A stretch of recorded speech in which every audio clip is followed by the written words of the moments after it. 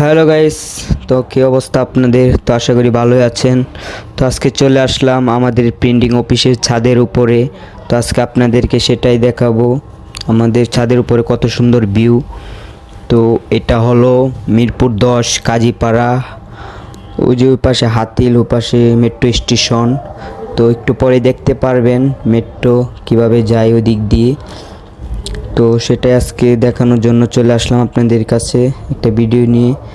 তো যদি ভিডিওটা ভালো লাগে আপনাদের কাছে, অবশ্যই ভিডিওটা সাবস্ক্রাইব করে দিবেন।